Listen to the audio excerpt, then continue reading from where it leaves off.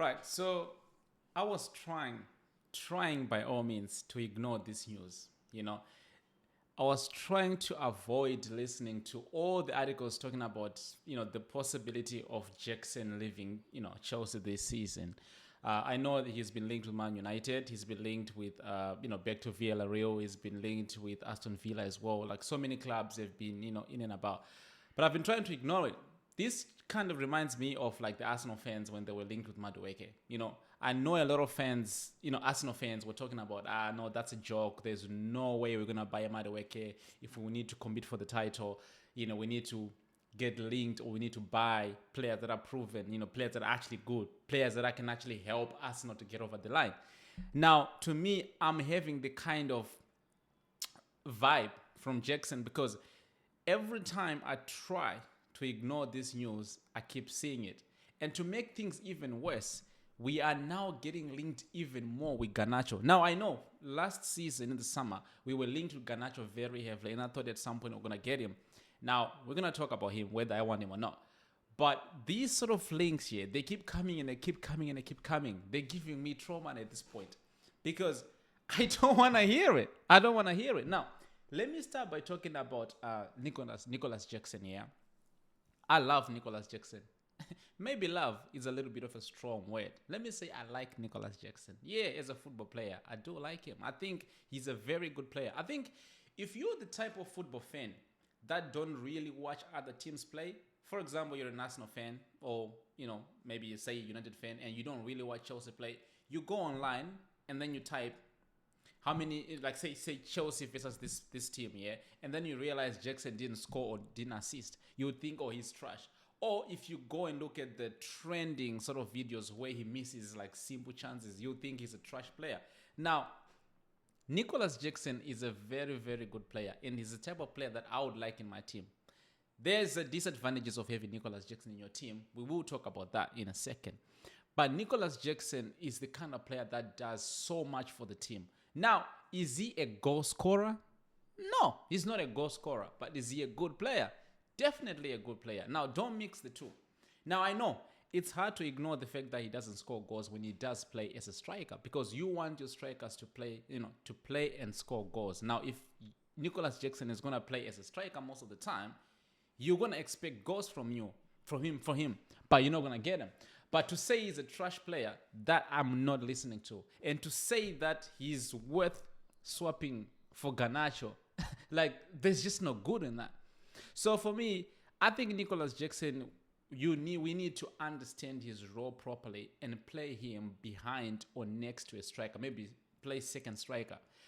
Because he's not going to score you goals, but he's going to offer the high pressing. He's going to offer the linking up play. He's going to track back. He is going to tick each and every other box except the goal scoring box. That I do agree he doesn't give enough. But at the end of the day, what makes Nicholas Jackson a bad striker is not because of his numbers. It's actually because of what he misses, like the chances that he doesn't put away. When you look at his numbers, right? Last season, let's just say the first season we signed him, he scored about 15 goals and about 6-7 assists. And last season, he scored about 14 goals. Now, that's not bad numbers for someone of his age. That's not so bad. We're not talking about Rasmus Højlund, who scored about 3-4 goals. 13-14 goals a season, it's decent. It's actually decent. Now, when you then look at the chances that he missed, you're thinking, oh, he could have even doubled the number. He could have maybe 25-30 goals because of the chances that he misses. But to say we need to swap him for Garnacho. Now, let's talk about Garnacho for a second. Listen, I've watched football long enough to know that Garnacho is a bad player. Garnacho is shit. Like, there is no one attribute Garnacho can give me besides maybe just running around. But even then, time and time, maybe he might score a classic goal, a bicycle kick, against Everton. That still lives in our head. But he's such a bad player. I've never seen a player with such a low IQ as Garnacho. Like, I don't want to lie. And I'm not just saying this because he's a United fan. I'm saying this because I've watched him long enough to know that Garnacho is not good. And to say we need to swap him for Nicholas Jackson, I'm pretty sure Nicholas Jackson can actually do a better job if we were to play him as a winger than as a nine compared to Garnacho because he's a winger as well. So, and with Garnacho as well, here comes a lot of baggage, bad baggage. We're talking about his family, his brother. I don't want to see Chelsea and Garnacho in the media as we are seeing right now with, Garnacho and Manchester United. I don't want that in my club. I just want good vibes. I just want any player that wants to be there, that wants to sit on the bench when the coach does say so, that wants to play when the coach again does say so. I don't want Garnacho in my club. So this swapping deal, like United actually benefiting in this deal than we are. And Chelsea have known us to do good deals.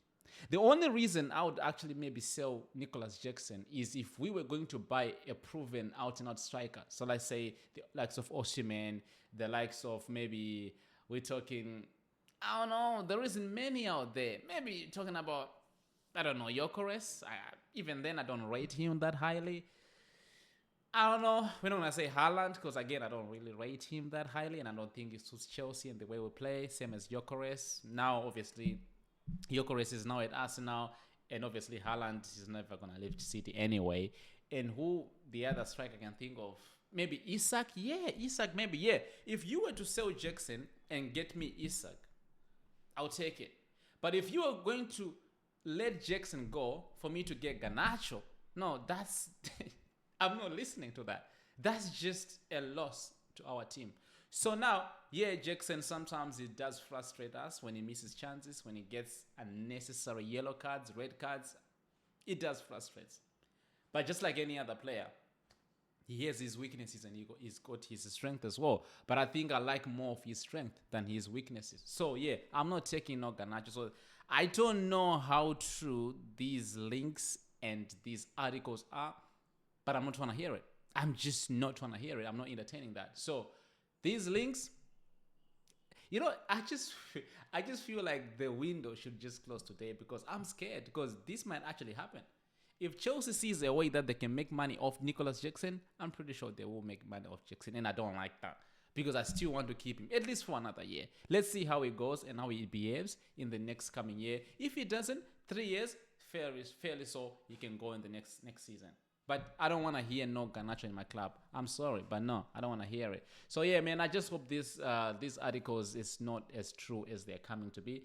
But yeah, unless it's coming from Fabrizio Romano about the Garnacho and Nicholas Jackson, I'm not gonna believe it, man, until the window closes. But hey, it is what it is, But I'm not trying to hear it.